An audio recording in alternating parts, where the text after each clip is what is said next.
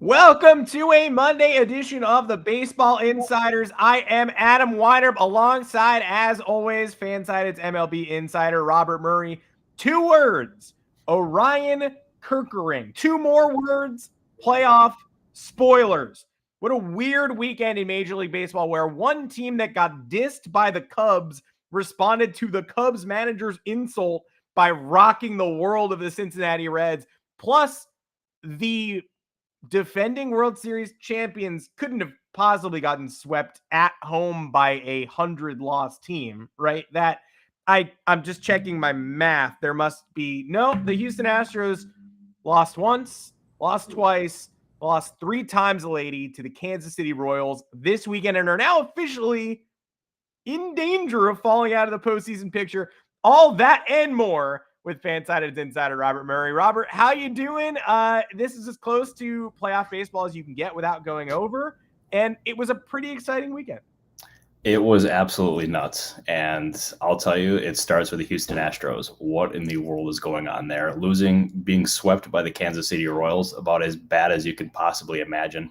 That just seems unfathomable, considering the team that they are, the Royals, the team that they are too. But it's the reality they now face, and I know we're going to get deep into that, but like their series coming up with the Mariners here is about as big as it gets, and it actually probably will decide whether or not they make the postseason, which, considering where they were about a month ago, I can't believe we're talking about it, but here we are. Adam Weiner, always good to be here with you. Always good to be here with you. Yeah, Houston wishes they could put an asterisk on that one, but sorry, you don't get to pick and choose your asterisks. We will get into all the nitty-gritty details in a little bit. First, want to give everybody a new promo that we've got from Bet365. They have changed their offer and increased it. Changed it in a good way ahead of the MLB playoffs.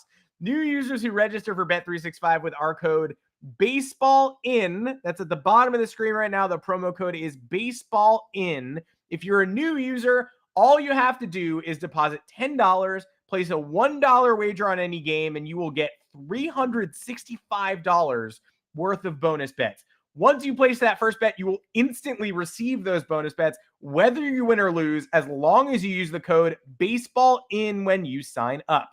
By using our code, you not only receive those bonus bets, 365 in total, getting larger. You will also be directly supporting the podcast. So if you've not signed up for Bet365, join us with that code BASEBALLIN, place that first bet. This offer is only available to new customers who are 21 plus, physically present, legal gambling states. Please remember to always gamble responsibly. Check the episode description for the full terms of the offer to see if you qualify. And if you want to chat baseball, ask us questions before we go live, again, join the Discord, become a member on the YouTube channel. Hit Robert and I up between shows. We are always happy to answer questions and talk ball with you there. If you want to talk betting tips, probably don't do that in the Discord, or at least don't talk to me.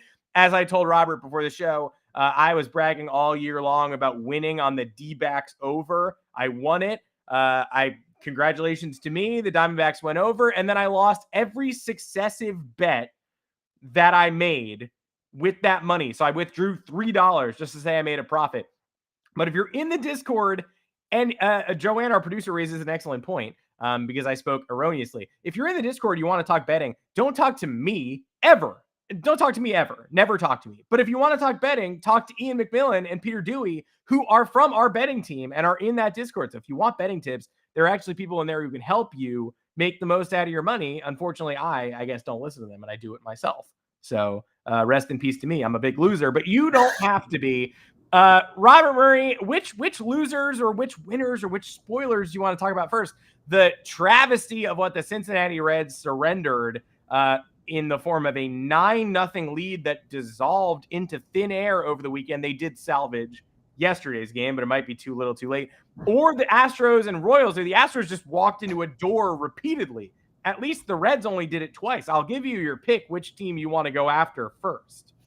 Yeah, I mean, you can make the case for either one of those teams, but I'll actually start with the Pittsburgh Pirates, just because considering what exactly they ended up doing. Coming back from a 9-run deficit it's the biggest in franchise history, but also it may have single-handedly eliminated the Cincinnati Reds, because how do you come back from that kind of a loss where you blow that big of a lead and then try to go back into a postseason, right? Obviously teams are going to end up saying it's one game and they're going to turn the page, move on to the next day.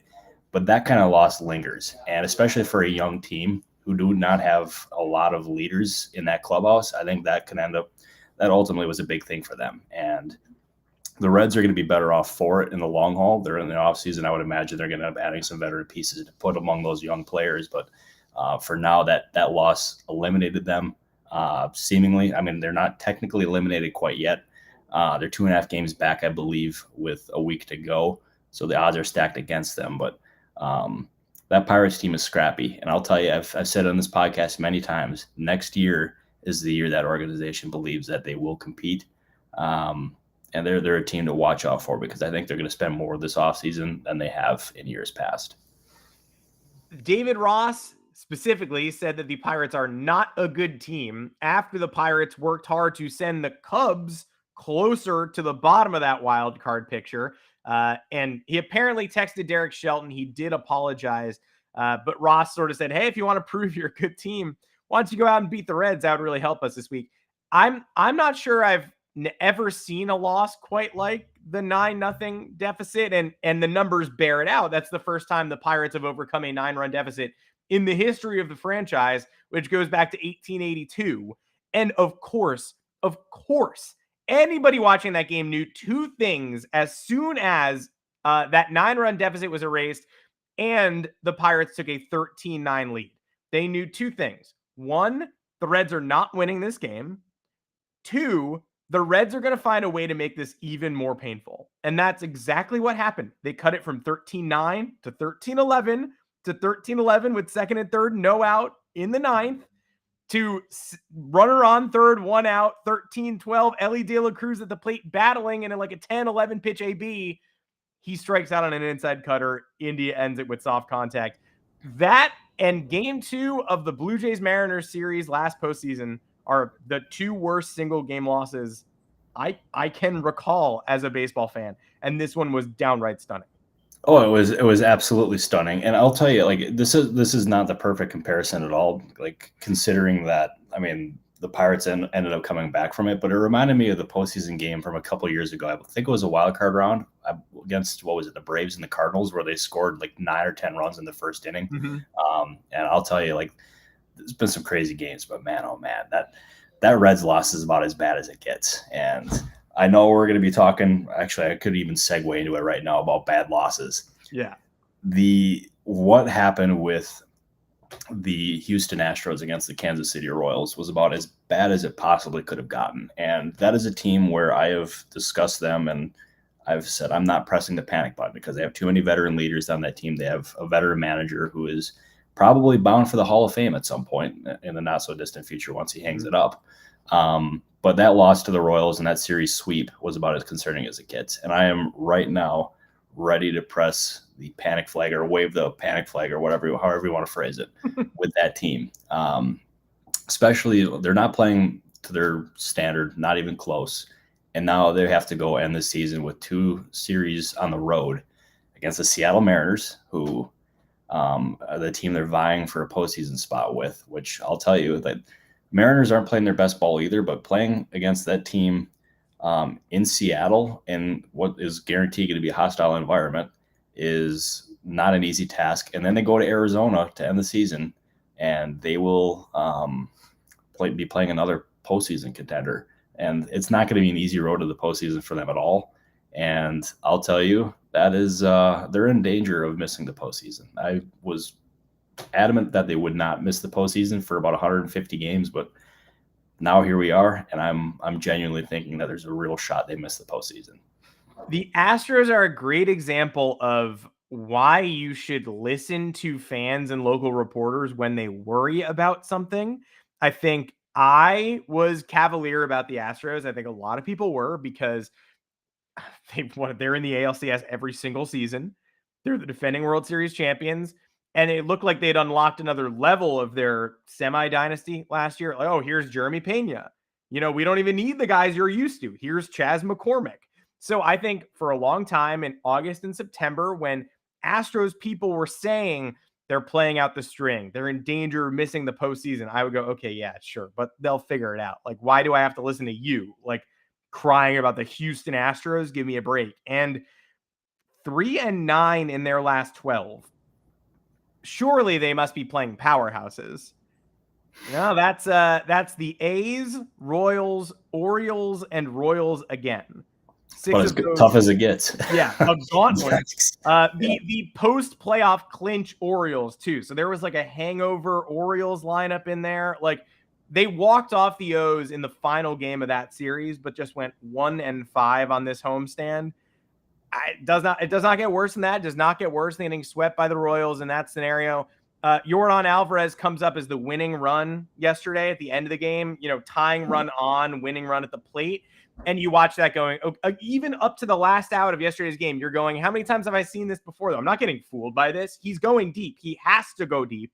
Swings over the top of it. Yeah. The Royals are throwing closers with 6 ERAs at the Astros in this series, and they're kind of knifing through one-run games with very little resistance. This was an awful series sweep. Yeah, it absolutely was. And it's like they're playing to the level of their competition, which makes me wonder maybe they turn it on against the Mariners and maybe they turn it on against the Arizona Diamondbacks here, but they've shown no signs to like believe in them at this point. I mean, going and having that kind of output against those level of teams is about as concerning as it gets. And I'll tell you, they don't have the feel. And to me, like, should I just I'll dive right into it right now. Yeah. I honestly think with how everything stands right now, it is not the Houston Astros that are the favorite in the American League. It's not the Mariners. It's not the Rangers. It's not the Rays to me. I think it's the Baltimore Orioles.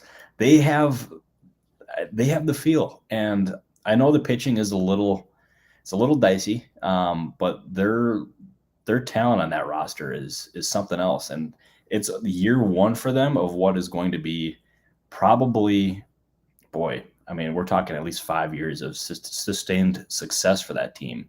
And I think the Orioles are the team to watch. The Rays are obviously great. I know obviously a burner in the comments is coming after me already. I'm just kidding. I think the Orioles are the team to watch, and I can't believe at this point, I don't even know if I have the Astros in the top 2 or 3. It's just really strange right now. I mean, I know the Yankees are eliminated from contention and will not be making the playoffs, but I wouldn't count them out in the World Series chase just yet. No, obviously they're donezo. Don't count out the Royals or the A's at this point. The Royals and the A's are coming in hot. Hey, if you put the Royals right now in a best-of-7 series in the postseason, how many AL teams do they have a chance to beat? One. We know one. That we do. Yeah, dude, I'll tell you, man, this postseason race, I'll tell you, it feels like we say it year in and year out, but I can't remember like it being this kind of nuts, especially with a team of the Astros. We're talking a dynasty level team in danger of missing the postseason when it felt like a shoo-in that they'd make it. It's just bonkers to me. I love it though. I think it makes for great theater, great parody, or however you want to phrase it. But man, oh man, I love it. What a difference a weekend makes too, where we leave the show last week basically being like the Rangers and Mariners are going to fight for a wild card berth in this big 3-game set. The Rangers go sweepies on the Mariners. All of a sudden they're now leading the West by a last week significant margin over the Astros, who decided to win 0 games. And now it's another do or die playoff series. Playoff berth at stake series for the Mariners, but the Astros have all the pressure in the world on their shoulders too. Now it's the other team in the AL West is in the same precarious position the Rangers were the last time we spoke, and the Mariners still have basically the same odds to dig themselves out of this. They just have to do it against the very intimidating Astros instead of the collapsing Rangers. I love baseball. Oh, I love it too. I'll tell you, man, that entire series is going to be must-watch TV. And as I said before, it's going to end up probably determining what team makes the postseason and what team misses it. And at this point, kind of feels like it's trending toward the Astros, but maybe they prove me wrong. I mean, they have a history of proving a lot of people wrong. That is for certain. They face more adversity than any team in recent baseball history. So if anyone can get out of it, it's them. But that entire series is must watch. And I know as a fact that I will be having it on my TVs. I will be glued to it.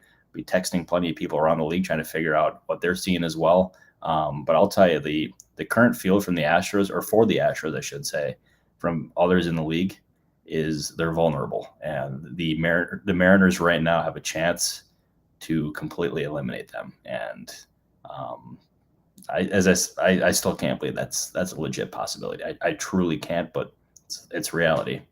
And there's not a lot of baseball on tonight. This was supposed to be a Monday off day for most teams, but the Mariners and Astros will get after it this evening. So clear your schedules. Watch that. Watch the Padres try to top the Giants in the West, too. They have the same record, and they start a series tonight.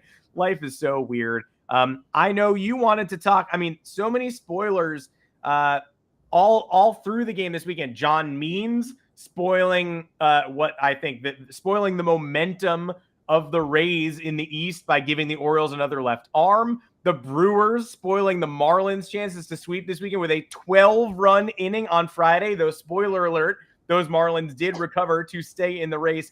You wanted to talk up the O's, I know, but you also wanted to talk up the Brewers before we moved on. Yeah, they're a team that is extremely scary. And if they have everything go right, where I'm talking the pitching staff, especially their top three guys, Corbin Burns, Brandon Woodruff, and Freddie Peralta, and their offense, which has been really streaky at times. When it's been on, it's been really on. When it's been cold, it has been really cold. But if they have everything going for them and they're clicking on all cylinders, that to me is one of the biggest wild cards in the postseason. And you look at them, I still think if they play the Dodgers in a postseason series here, they have a very real chance of beating the Dodgers. I still don't know necessarily if they're capable of beating the Braves, but the Braves' rotation is suddenly quite vulnerable. And I mean, there's no team that is truly invincible. The Braves are about as close as it gets, in my opinion, because they're loaded from top to bottom. But those injuries from the rotation that make them vulnerable here. But the Brewers overall, they have the star power on offense. Christian Yelich, I still can't believe Willie Adames has struggled to this degree. But the Wilson Contreras addition has been awesome for them. The William Contreras, not Wilson Contreras. Wilson's been better as of late too, but not for them. Yeah, no, exactly. But I mean, they have the pieces, and who knows? Maybe they surprised. They ended up making it to the NLCS in Game 7 in 2018 when they played the Dodgers. Who's to say they can't do it again? Still think the Braves are the favorite there. The Brewers they're a team to watch out for sure. For the Astros fan in the comments saying that, we don't know about the Astros because we thought they were going to coast in the postseason, that's just such a good example of local versus national media. Like, we are able to have that outside perspective saying like, yeah, we know they're inconsistent. We know that they've lacked Verlander for most of the year. We know Christian Javier hasn't been the Christian Javier that we expected.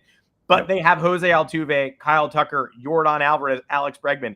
They will figure this out. And so us standing, we're above Houston. Like, we're looking at it from a bird's eye view, able to say, like, I haven't seen this core fail since 2017, so precisely. I'm not going to pick them to fail now. But you on the ground, you do have the ability to worry about all these little things that you're perceiving on a day in, day out basis. So I see them and I say, yeah, but until they fail, I'm going to pick them to succeed. You have the anxiety of a fan on the ground. And that's why, hey, sometimes the fans are right. Astros fans had every reason to be nervous about this team. There might really be something different about that. Like, the core might not be able to overcome the deficiencies this year, or they will, and they're going to sweep the Mariners this week. And then, we'll have it right all along. Yeah. I'll tell you, like, because I saw the comment and I was trying to figure out exactly how I wanted to articulate that, but you summed up every single word that I wanted to say. And like, I think that's dead on. Is the Astros, they earn the benefit of the doubt. Cause like, as you said, the core that they have, their long sustained period of success, like they've earned the benefit of the doubt. And this year I was under that assumption for quite a while, but right now this is do or die territory. And I don't know if they're going to be able to turn those inconsistencies around. I think they're a flawed baseball team for sure. But that's what you said is it basically sums up exactly how I felt. And you articulated that very well. So good work, Adam. Thank you, Robert. We make a good team. Yeah, I think a lot of the deficiencies, like the day in, day out stuff, why is Yainer Diaz on the bench? Why isn't Chas McCormick playing every day? it's like it doesn't matter until it does. You take your foot off the gas pedal a little bit, and you're trying to. It's what the Yankees do. Hey, we're preparing for the postseason. We don't really care about August 20th. Come see us at the end of the season. Everybody will get their reps, and then, of course, the end of the season get there, and they're like, "Wait a minute, we're no longer leading the. What happened? We're tied for a playoff spot. What's going on?"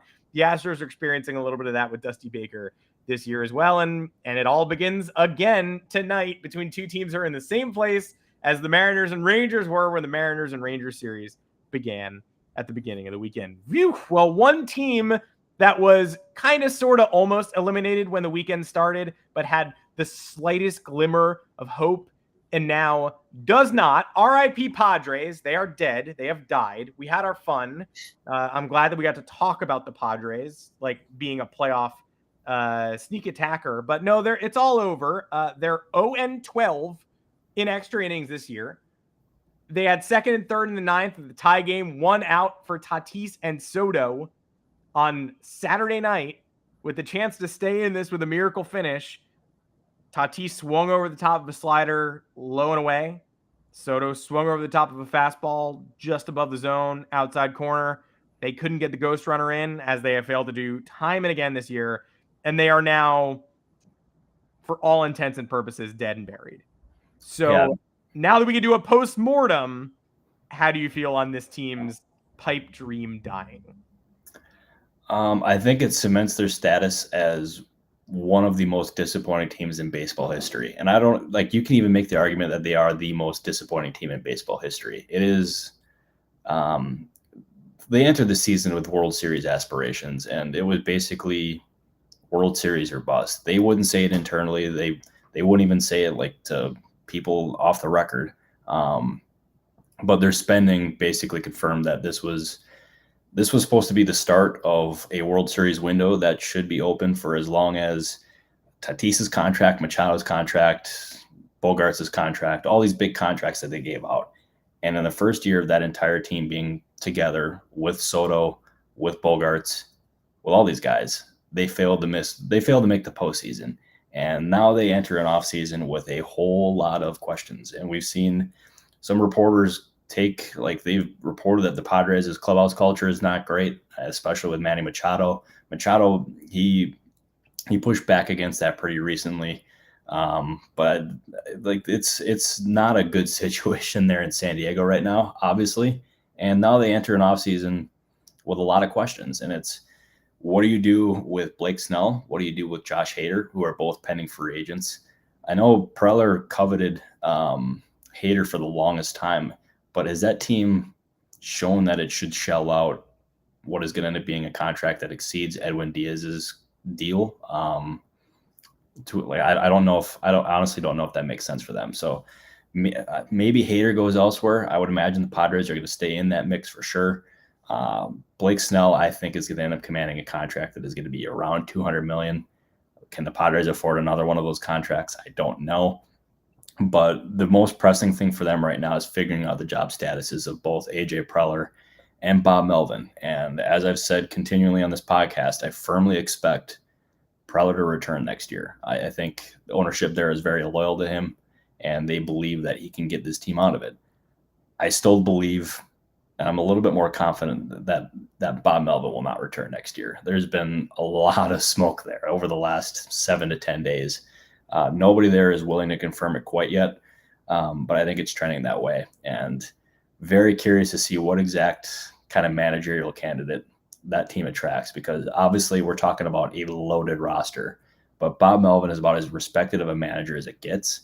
And the fact that he's going to end up being most likely out of there after only a couple seasons is pretty scary, especially with their past of firing coaches, especially with what has seemingly been like not a very good relationship between Melvin and Preller.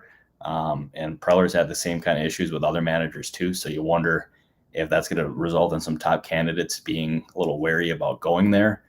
I guess we'll have to see, but all signs point at this point to Melvin not returning to San Diego next year.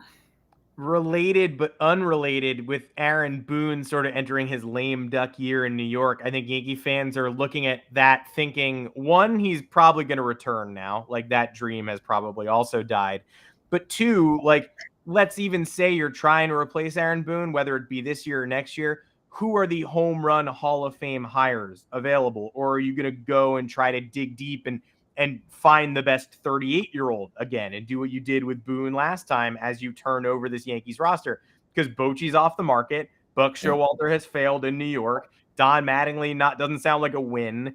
People are going to think about Counsell, but now I think people are going to think about, all right, what about Bob Melvin in a year too? Like Boone finishes out the string. If it works, he'll get extended. If it doesn't, now there is a big name that could be back on the market.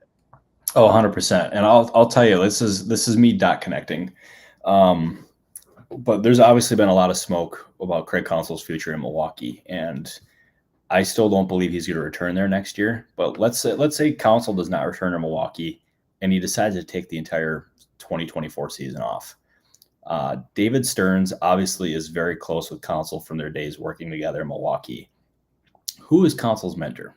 It was Bob Melvin, and surely like Melvin will be able to pick Counsell's brain about what it's like working with Stearns, what it's like with that entire dynamic. And he'll know that going and working with Stearns, Stearns is like, he's a good person to work with. And I know everybody that has worked around David Stearns, whether it's coaches or whether it's fellow front office people, they thoroughly enjoy it. And I think that'd be a huge breath of fresh air for a guy like Bob Melvin. So I think that can end up being something that interests Melvin and the Mets. I know they tried to interview him when he was previously looking for a job, but he ended up spurring them to go to the Padres. Obviously, we see how that looks and how that turned out. But maybe they right the wrong and Melvin goes to New York. Just me speculating, of course, but something that I've certainly thought about over the last week or so.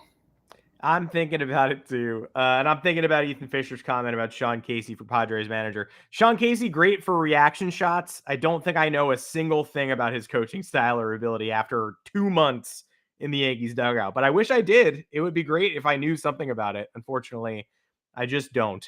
Let's talk injuries. I wish we didn't have to, but while everybody was watching the Astros collapse over the weekend and the Pirates come back from 9-0 down, the Rays lost Brandon Lau for 4 to 6 weeks with a patella fracture. That's done for all intents and purposes for the rest of the year. Jason Adam, too, with an oblique issue. Not that the Rays can't handle bullpen shuffles, but you don't want to lose a core reliever now. Max Fried should theoretically be back by the NLDS. Charlie Morton, ineligible for the first round of the playoffs. And Sandy Alcantara, done for the year after a setback in his rehab assignment, though that one not exactly shocking to most of us. Out of these injuries, what's the one you're most focused on, as well as who do you think needs to step up to fill these gaps? Boy, I'm gonna cheat here. I'm gonna go with two teams here. I'm gonna start with the Rays because this one's the most brief. Is the Jason Adam injury? I remember that signing happening, and Adam specifically, like I know this as a 100% fact. Adam has shown a lot of potential throughout his entire career, but he decided to go to Tampa Bay, took less money to go there because he viewed that team as the best chance for him to like put it all together in his career. And in the first year, he was about as dominant of a reliever as you could possibly imagine. And he's continued that this year. And they had very brief, and I mean extremely brief, contract negotiations about an extension this past offseason leading up into the season. Ultimately, nothing ever got done, but he seems like a prime candidate to get a deal in Tampa. Something I'm certainly going to keep an eye on here going into the offseason. Well, obviously, we got the postseason here, but I think that's something to watch here in the offseason for sure. But the one that concerns me the most is the Braves, and their offense is capable of masking it for sure. But losing Max Fried and Charlie Morton for an uncertain amount of time here it's concerning, especially when you look at the replacements that they have. Bryce Elder, he was very good in the first half of the season and looked like another Alex Anthopoulos masterclass edition for what was seemingly pennies on the dollar. But in the second half, he's been really inconsistent and somebody that the Braves can't really trust. They couldn't trust in the second half of the year here. So they're going to need him to turn it around. And then you look at Kyle Wright. Last year, he won 21 games, and you'd think perfect candidate. to like replace those guys. But he was dealing with shoulder inflammation in the first spring training and also the first part of the year, dealt with an assortment of different injuries. And I believe since he's returned, he's got like a 12.65 ERA. Not exactly inspiring there. Is not the pitcher that he was a year ago by any means, but he is, they're going to need both those guys to step up, and maybe they're able to get by in the first round of the postseason. But if they're going to have to rely on those guys in the NLCS, then it could get a little dicey, especially if you're playing a team like the Brewers or the Dodgers, which is most likely. But I'll tell you, that's those injuries kind of concern me. I'm not going to lie, but I guess we'll have to see. Well, if this year's Atlanta Braves team wants to avoid a hot swinging offense in their first playoff matchup, look out, guys.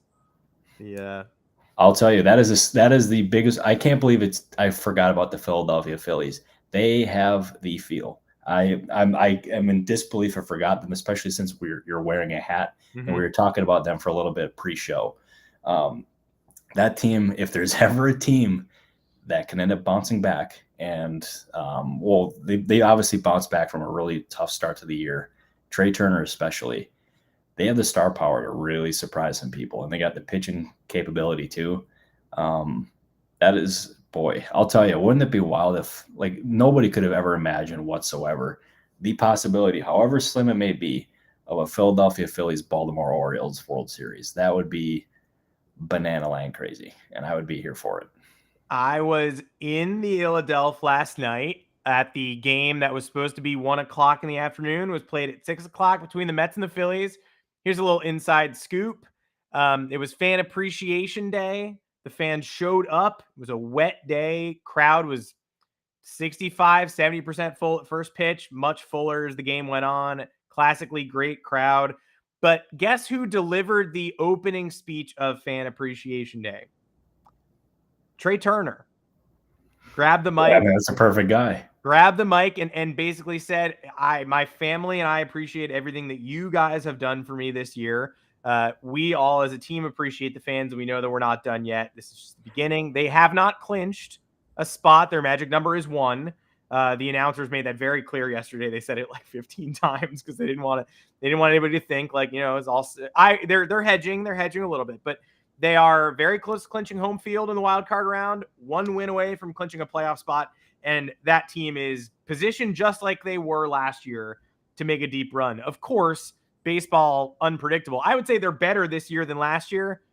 Wouldn't shock me if they just went down sad to the Braves this year after making so much noise last year as a scrappier underdog. Baseball is weird, but they are peaking at the right time. And the kid who debuted in the 8th inning yesterday with what some have called the nastiest slider in, I heard yesterday on the radio broadcast, the Phillies game leaving the stadium, minor league baseball. And one scout said in the game of baseball, Orion Kerkering struck out 2 Mets yesterday. There's no reason he should not be on the playoff roster with the bullpen issues the Phillies have had. They're just getting better. They are getting better. And sticking with Turner here, he is somebody, I think basically what happened with him and the Philly fans rallying around like him when he was struggling in basically one of the worst, if not the worst stretches of his career. It kind of summarizes what that fan base is all about. And he held himself accountable during those struggles. He didn't make any excuses whatsoever. They gave him that standing ovation. He ended up bouncing back from it, and they got the guys' backs when they're accountable and like that. And I'll tell you, man, the way that he's bounced back single-handedly changed that entire team. When he's right, he's the best shortstop in baseball, and I am a firm believer in that. I thought he'd win the MVP this year. Obviously, that is not going to happen right now, but he's shown why he's so valuable. He's shown why the Phillies sign him for $300 million. They've shown why the Padres offered him, I believe, $340+ million, if I'm remembering correctly. He's got the goods, and he is capable, along with him, Bryce Harper, Kyle Schwarber, who's got one of the weirdest stat lines that I can recall in quite a long time. And a lot of that star power they can surprise some people, and they were built for October. They were built for this.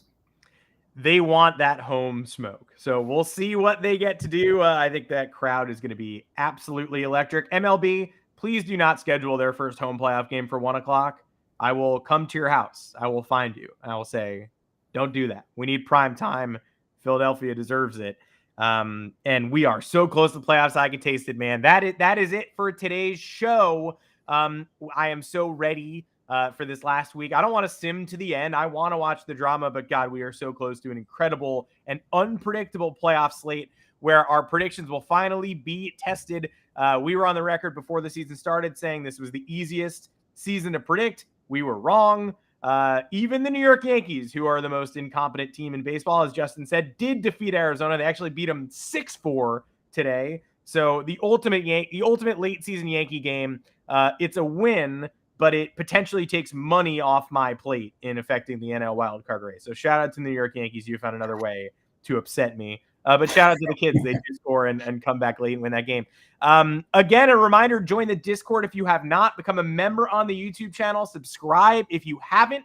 If you want to tell a friend to subscribe. This show is only getting hotter as the playoffs get closer and the offseason draws nearer as well. We'll have plenty more great guests, great interviews, great on-the-scene updates, and we'll be at the winter meetings, of course. By we, I mean Robert will be there. I will be facilitating from abroad, but we're going to have the best winter meetings coverage you could possibly imagine, and we couldn't do it without Robert Murray. Robert, another good one, and we definitely had more stamina in this show than the Houston Astros have down the stretch.